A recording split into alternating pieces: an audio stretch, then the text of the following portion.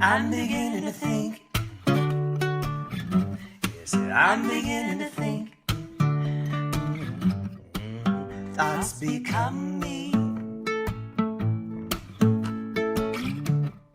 Welcome to The Cost of Not Paying Attention, hosted by nationally recognized speaker Janine Hamner Holman. Janine knows what it takes to attract and retain world-class talent.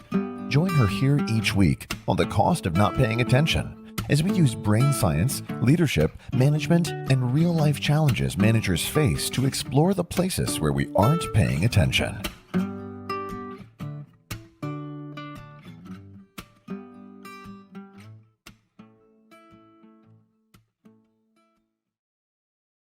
Welcome to The Cost of Not Paying Attention. I'm your host, Janine Hamner Holman. What am I paying attention to today? So check it out, y'all. I got a call yesterday from a potential new client, and they have a strategic initiative around diversity, equity, inclusion, and belonging. Like the organization said, we're going to make this a big focus for next year. And so she was calling me because they have absolutely no plan. They don't have any clear goals. They don't have any milestones. She wasn't even 100% sure what the pain point was, like what had happened that the organization decided that this needed to be a big focus. And it's one of the things that I'm finding really fascinating about what's happening in organizations today in response to things that are happening in the world.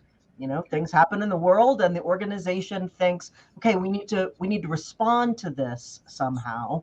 And they say, we're gonna do this big thing, but then there's no real idea of what it looks like. And so just like we were talking about last time, if we don't know where we're going, how are we ever going to know when we get there?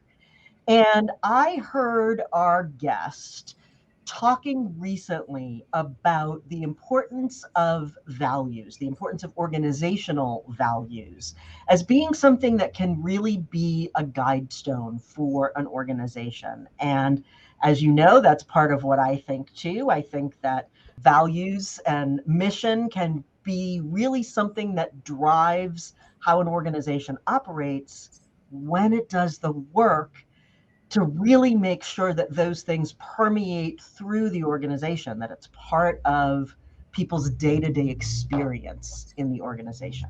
So I'm thrilled to welcome to the show Dr. Corey Castillo. And he is a business strategist. He's a law firm COO, Chief Operating Officer, and he is an executive coach, both within the law firm and outside of the law firm, really dedicated to helping champions initiate new levels of personal excellence. Welcome to the show, Corey. Yeah, well, I'm happy to be on, happy to connect. I always love our conversations. And congratulations on being on LA Weekly. I saw that earlier. Thank you very much. Yeah, I was just featured on LA Weekly as one of the CEOs, one of the entrepreneurs helping to make new things happen, and was thrilled to be in that great company. There were 10 of us that they picked. So thank you for that. So Corey, what is something that you have become aware of that organizations are not paying enough attention to? And what is the cost of that inattention? So I'll jump on the values piece in terms of not necessarily paying attention to the why behind the what of decisions that are made either actively or passively. And in that, what I mean is not knowing the base values and philosophies by which those ideas and decisions come from. Yep. So one of the things I think is really distracting is a lot of the buzzwords. I mean, you mentioned diversity earlier. Right. It's a popular word. It's a buzzword, but like, what does that mean? And why does an organization that claims to want it in that how does it philosophically fit into their values model, their operational model, and what's the net value that it yields that's in favor, that's favorable to them and their client base. Yeah. So when we were talking about values, I think it was about a month or two ago. Yep. I know that a lot of organizations, and when I say organizations, I mean perhaps the leaders in those organizations, tend to very proudly say our values are this in some type of promotable way. And it's like, well, where are those values evident? Because a lot of folks might select values with the intent to select words that sound nice, that are marketable, that are buzzwords, that appear to be noble in some sense or another. But it's like, okay, where are they evident? Do they apply to all decisions at the individual level, at the collective level? Are they allowed for being decision-making criteria that we can verify in times of success and in times of failure as trusted criteria to lean on? And do they inform all of the decisions that we make when we're between a rock and a hard place, or maybe in some ambiguity? Can we actually revert back to these values as a recipe of guiding principles to then scrub towards this ambiguity and go, okay, this got us out of the forest that we were in? Right. Yeah. And part of what I love about that, and part of what I love about, there's a big difference between the concept of a value and really working on figuring out, so what does that mean for us? It's easy for an organization to say, our values are teamwork and excellence. Well, I mean, in reality, those words don't mean anything without a definition attached to it that then people can say, okay, so are we living by the value of teamwork? Are we living by the value of excellence? What does excellence look like here? Because what excellence looks like here is going to be very different from what excellence looks like over there. And how do I know? How can I measure myself against a value called excellence? Like, am I being excellent? Sure. Like, no, you've got to figure out what does that look and sound and feel like in people's day-to-day experience? Yeah, it has to be verifiable. So in starting that process, it's like, well, first we need to define the world as it is. And when it comes to companies, or more so organizations, it's like the world in which you compete. So we can call it your market.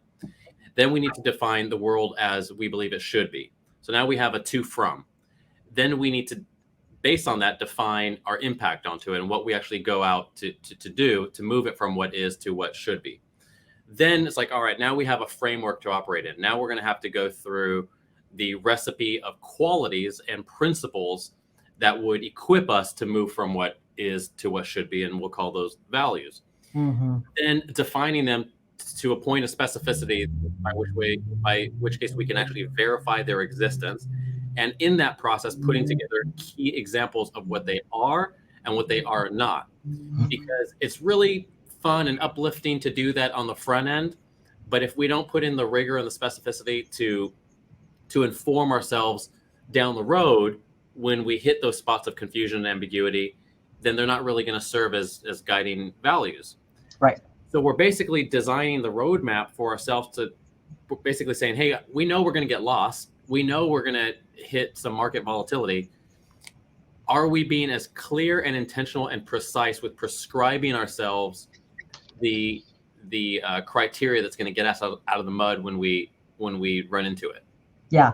And accounting for, all margins of error, margins of misinterpretation, margins of ambiguity, margins of chaos that we know we're going to rub up against.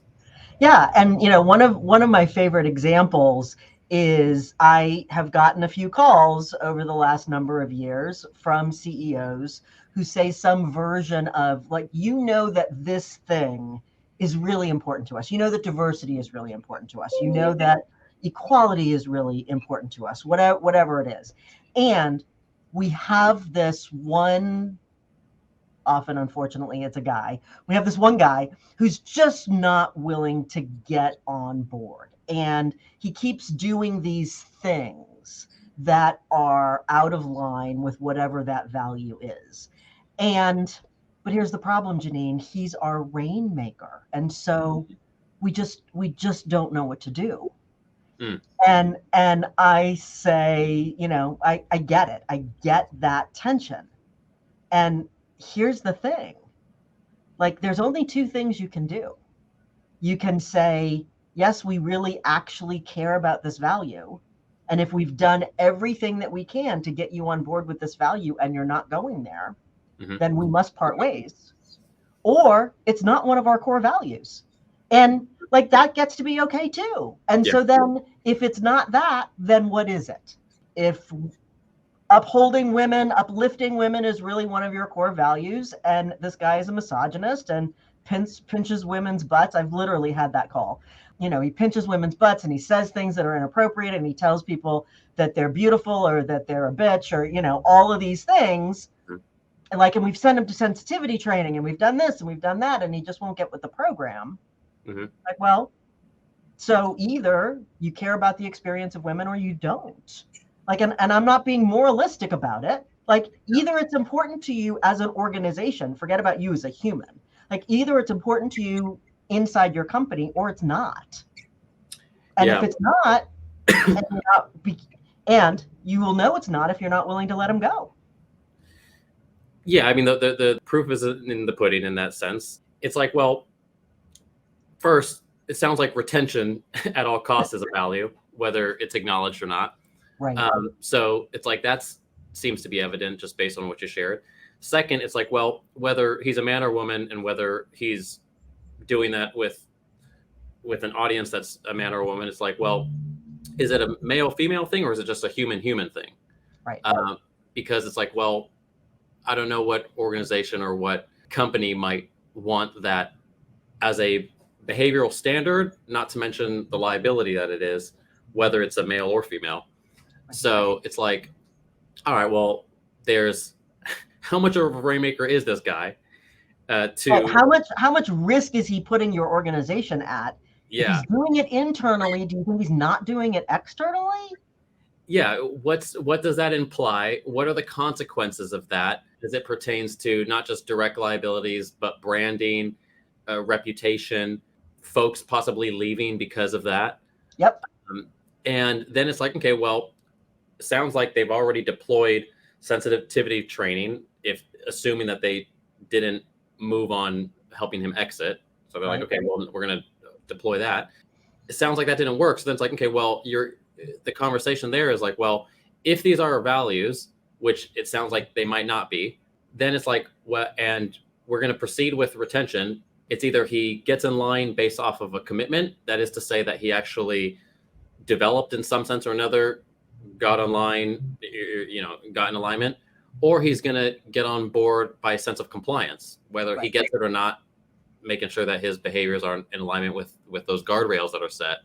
But, that conversation has to be had in a sober lens, in that we can't say, hey, if our value is this specific and there's a behavior that is in direct contradiction to it, not even, and that's not even like in a gray area, it's just like totally antithetical. Yeah.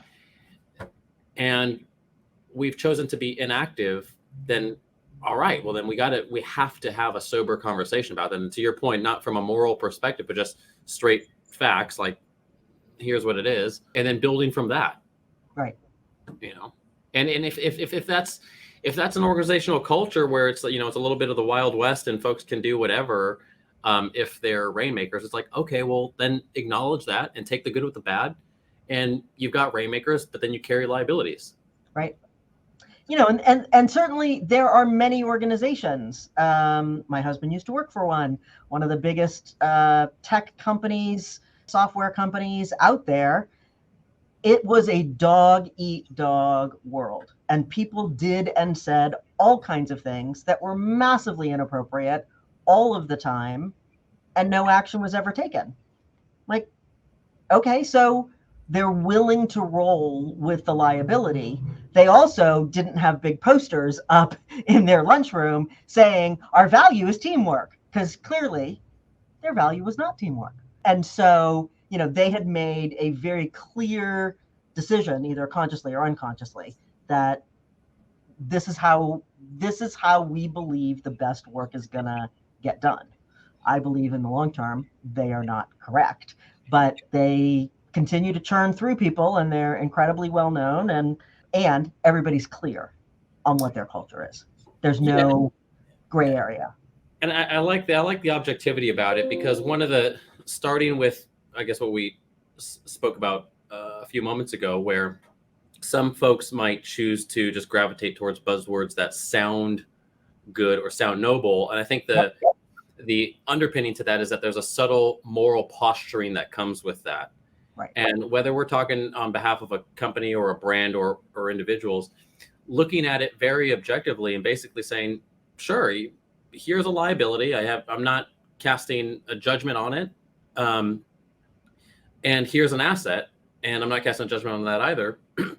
It's up to you on the trade-off that you want. And it's up to you to determine how you'd like to compete in your market. And if there's a competitor of yours that has a different approach that might be a change up on what you're running with, Right. Are you accounting for that? But I think approaching it objectively is very advantageous, because a lot of folks might just look to posture.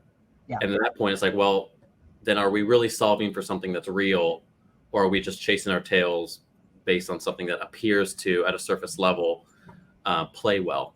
Yeah. You know? So speaking of playing, I would like to play with you a little bit. So one of my beliefs, based on my experience, is that it's, especially now with the pressure that the millennials and the Gen Zs after them are coming up after them are putting on the workforce, to have work that is meaningful, to understand how their work connects into something bigger. I believe that, that it's part of the foundation of the house to be really clear on what your mission is, maybe what your vision is, certainly what your values are. I'm curious for you, both at the law firm for which you're the COO and within all the consulting that you do and have done in the past.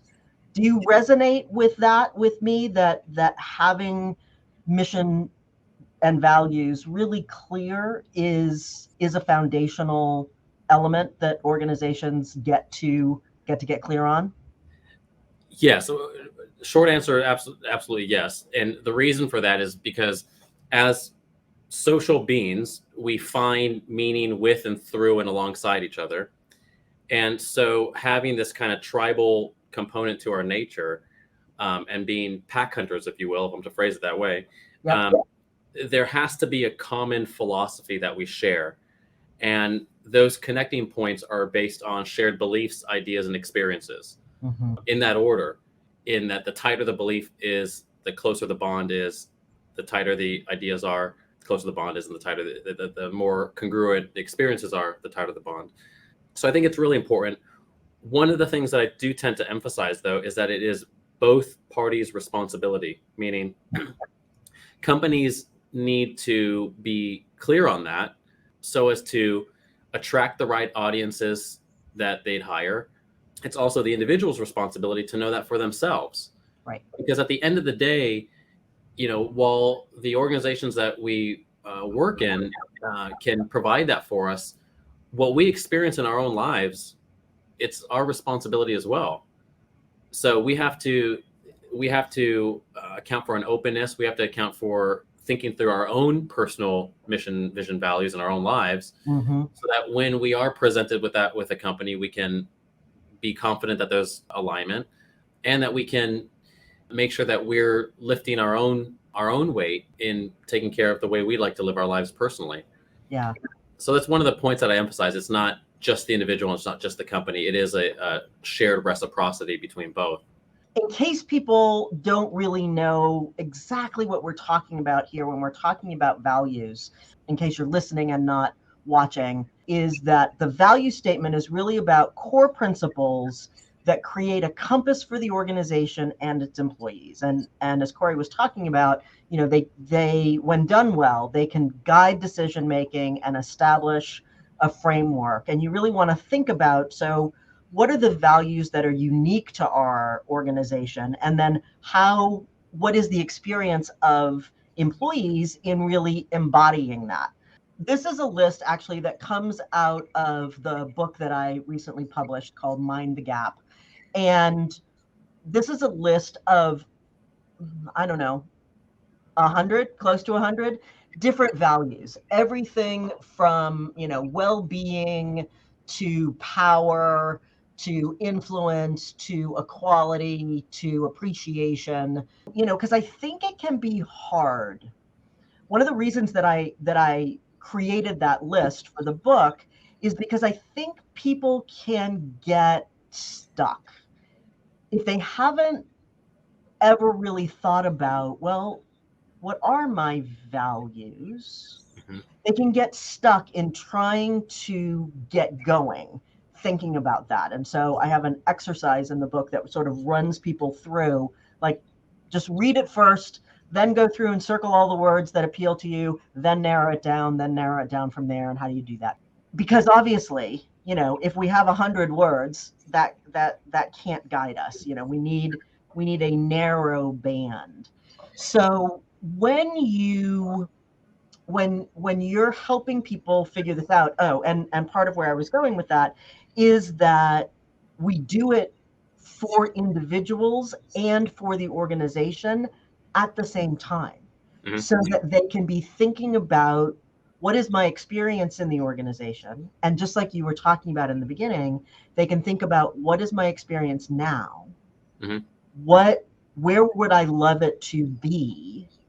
What's the bridge? What's the gap to get us from here to there? And as I'm thinking about it for the organization, how do mine, and maybe this may be the first time I'm thinking about it, how do my values that I'm now discerning connect up into that? Mhm. What are your thoughts about that? Well, I think the first thing is, so when we select, let's say 5 values that we speculate might be our values, then it goes to, okay, where's the evidence for that? So let's look back at the last 10 decisions that were made of, any magnitude, and let's look at what is implied there. So I'll share an example. I did a few years back, I was working with a engineering firm that had 22 values. And I said, okay, well, we got to bake that down, because that's too much for us to actually navigate. Let's put it down to like 5. And then if we can keep it around there. So we did that. And one of them was creativity. I said, I wonder how an engineering As an engineering firm, that's awesome and interesting. Yeah. So I said, well, help me understand the evidence for this, because you're an engineering firm, you're dealing with gravity and physics, which only has so much room for creativity. And you have structural guidelines that you have to adhere to within your contracts, and building code that is non-negotiable. Yep. So where's the creativity in that? And ultimately, through a few questions, we figured that it wasn't necessarily creativity that they thought they were talking about. It was safety. So we ran it through a line of scrutiny, and on the other side of that came out safety. So I'm like, okay, perfect. So now there's 2 questions. One, what led us to just shoot for this word creativity? Like, why were we attracted to that without really investigating it? So we had that conversation. Then it's like, okay, now the evidence that we investigated supported the concept of safety. Well, safety is not like the sexiest value. Like, it doesn't sound that great, but it's real. And for an engineering firm, I mean, personally to me, it sounds pretty sexy. I'd like the building that I'm in to keep standing up. Thank you very much. Yeah, I guess another way of saying it is it's not the most colorful value. Right. So as compared to creativity. So absolutely. So anyways, it's starting with that initial list and then scrutinizing them with evidence that is arguably sound and reasonable in defense of the claim that is their value. Yeah. So safety stood up to that scrutiny far more than creativity. So we swapped that and adopted safety as as a value. Do you remember anything about what they learned when they were seeking to discern? So what was it about creativity that had them drawn to that word in the first place? I can't recall, off the top of my head, but I remember, I think if I just to throw an idea, I think it was more so around like internal collaboration. Like we creatively go about our day and putting things together, and we make do with what we have. So we're creative with limited resources or something like that. Yep. It's like, okay, there's some merit there, sure.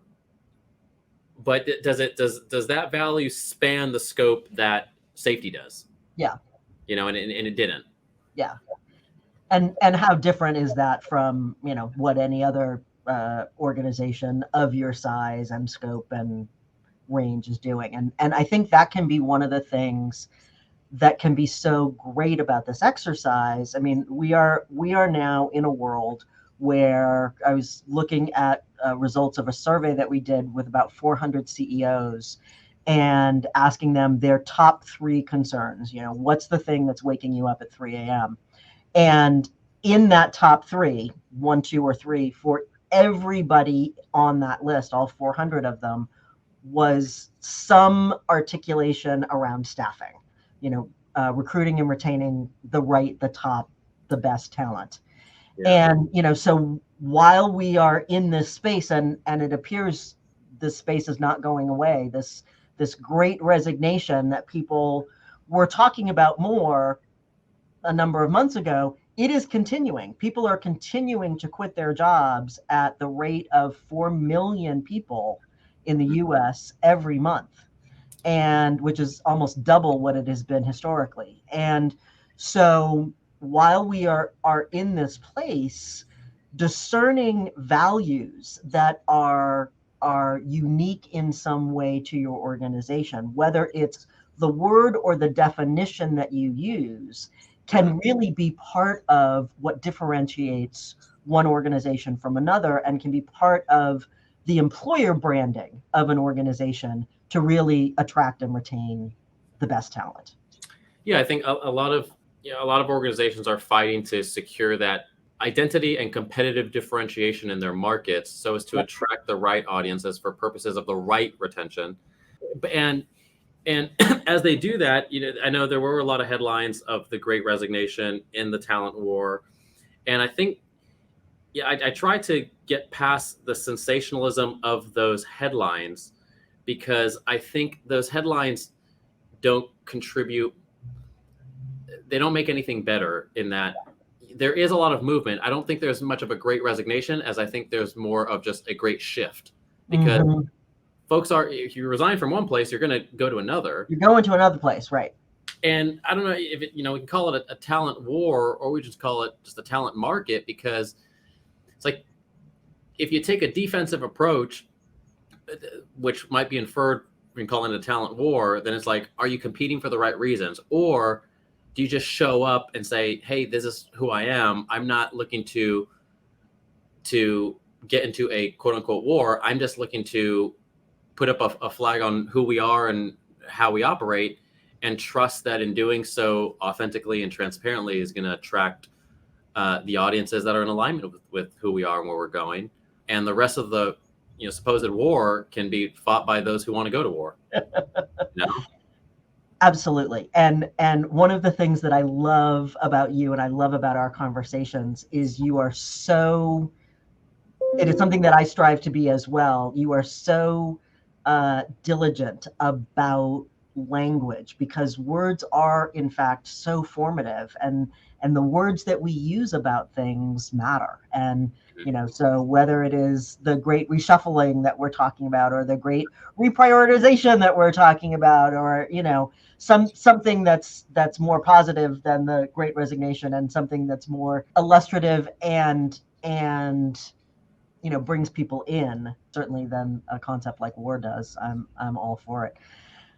I mean, and I think that it's one of the things that's been hopefully a silver lining. We'll see as it plays out with COVID and with the isolation that so many people were experiencing is that people had an opportunity to reevaluate and figure out what's key for them. And one of the things that I've been working with a couple of different organizations around, I mean, it is an endemic situation right now. Employers want employees to come back, employees want to stay home and work from home. And so how do you balance that? And how do you figure out, what are the roles and the functions that we need people in the office for all the time? What are the collaboration opportunities where we really do want people together? How does it make sense for people to be in that place? So as a chief operating officer, Yeah. where are your struggles and challenges and opportunities in that realm? Yeah, I know this has been a really popular subject around how to offer perks of employment, if you will, considering remote work a perk, although in many senses it's become an expectation. And I guess that might differ from company to company, industry to industry, or market to market. It's accounting for all variables that go into that, because there's some companies that have an office expense that they're locked into for multiple years, and so they have to make use of that. There's some that have a client base that actually necessitates in-office visits. There's some that don't. And there's some companies that have similarity across all roles, in that all roles can be remote. And there's some that have a mixed bag. There's taken into account variation in role type and function. And then there's also taken into account different state labor laws, because it's like, well, let's say we go remote, and we can call it half remote or fully remote as it pertains to our workplace. Well, it's like, well, then what's the difference of someone being remote down the street versus someone being remote 2 states away? Are there labor laws that we have to be cognizant of? Are there time zones? Like, if someone goes to the other side of the country now, are they still going to be operating on our time zone because that's where our business is? And are there any variables that we have to consider around that? All that to take it back to values and identity, and that, hey, our organization, and I'm not necessarily speaking to mine, but a company has to ask themselves, what do we believe around culture and the physical presence of that culture, that is to say working in office, versus that culture reformatted in a remote presence?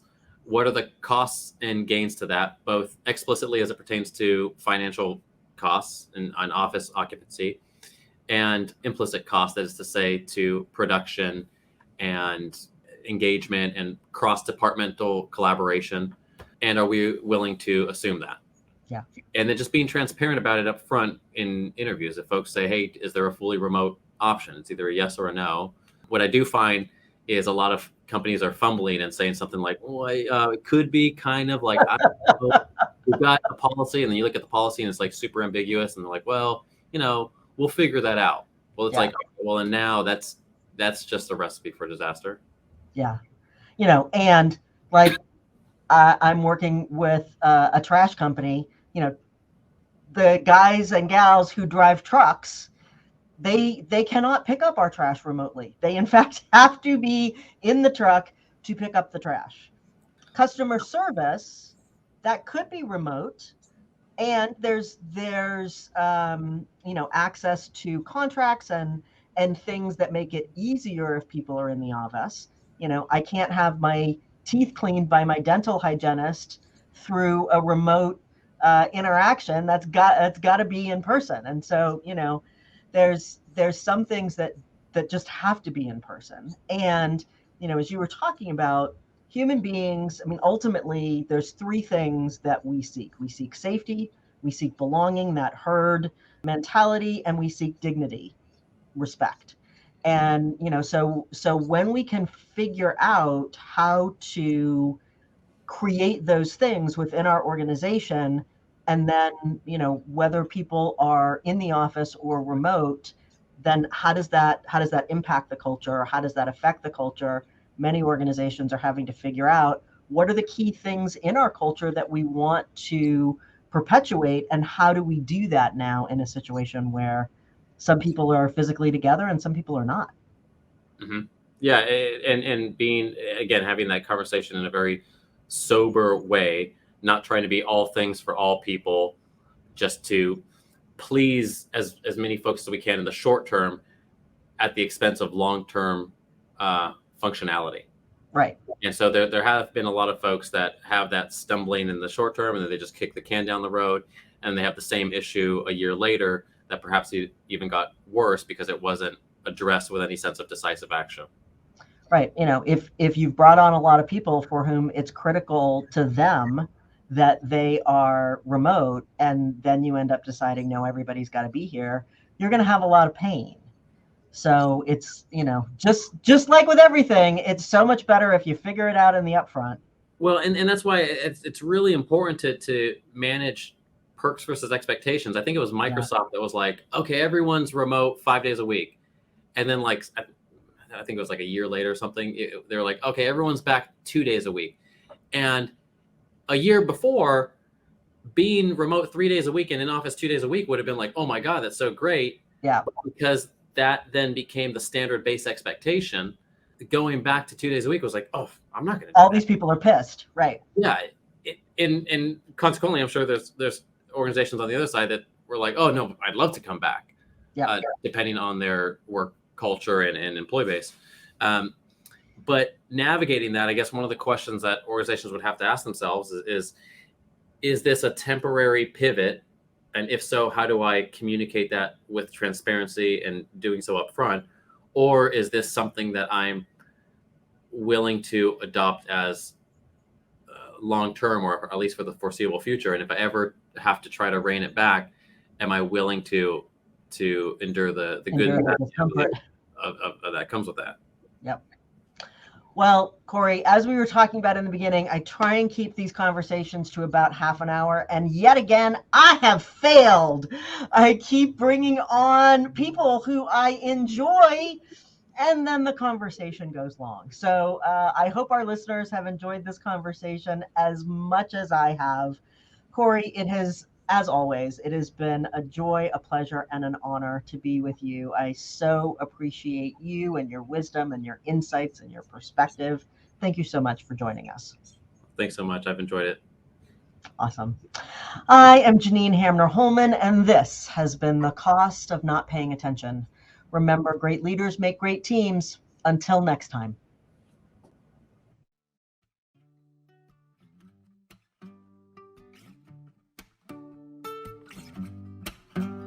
On behalf of Janine Hamner Holman, thanks for paying attention. This has been The Cost of Not Paying Attention. Head on over to our website, www.janinehamner.com/podcast, for access to the show notes as well as additional resources.